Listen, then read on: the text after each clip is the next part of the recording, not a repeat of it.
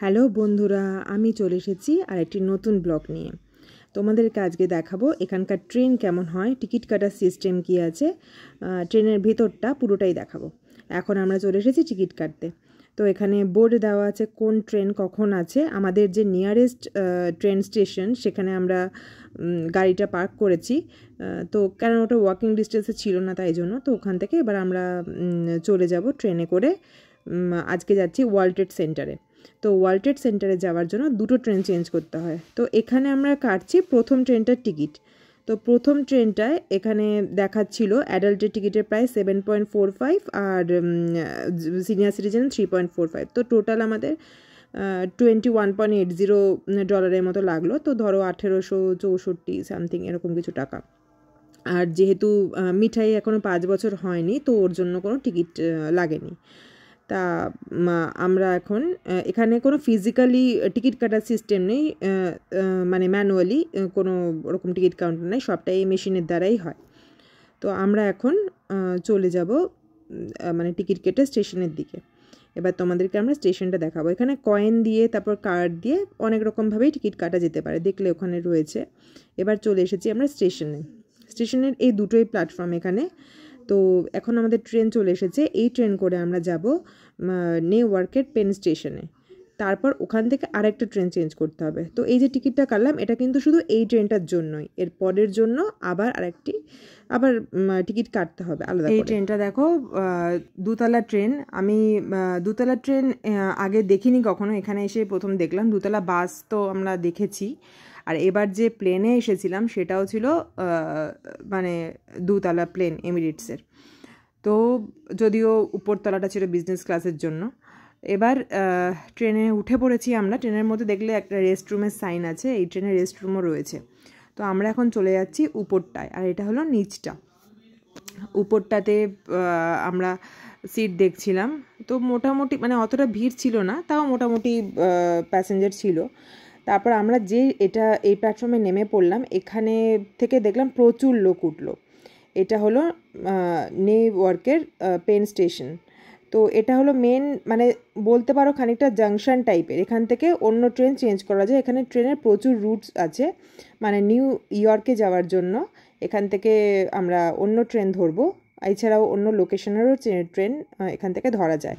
তো তাই জন্য দেখলাম এই স্টেশনটায় বেশ ভিড়, মানে অনেক লোক উঠলো এখান থেকে। তাও পুরোটাই সিস্টেমেটিক্যালি হলো দেখলাম, মানে সমস্ত লোক উঠে যাওয়ার পর একবার যিনি ট্রেনের যে চেকার সে সমস্ত চেক করলো।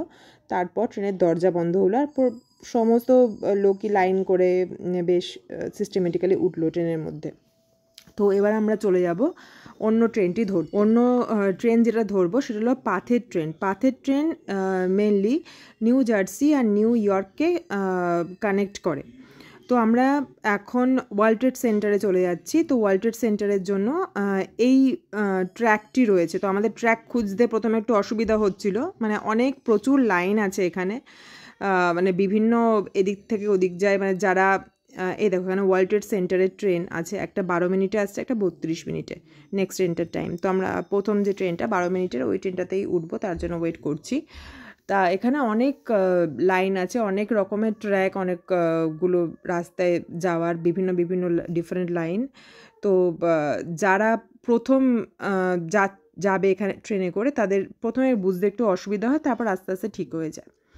তো যাই হোক, এটা হলো ট্র্যাক 2 অ্যান্ড পাথ। তো পাথ তোমাদের যেটা বললাম। তো আমরা এখন চলে যাচ্ছি নিউ ইয়র্কে। তারপর এটা হলো আমাদের ফেরার যে ট্রেনটা ছিল সেটা। এই ট্রেনটার দেখো, তোমাদেরকে ভিতরটা দেখাবো পুরো। তো আসার সময় ট্রেনটা বেশ ভিড় ছিল, তার জন্য তোমাদেরকে অতটা ভিডিও করতে পারিনি। এই ট্রেনটা দেখলাম বেশ ফাঁকা। তা এই ট্রেনটাই এই দেখো, ইনি হলো চেকার। ইনি টিকিটটা চেক করে একটা স্লিপ মতো দেখলাম দিয়ে গেল, ওই সিটের সামনেই লাগিয়ে দিয়ে গেছে।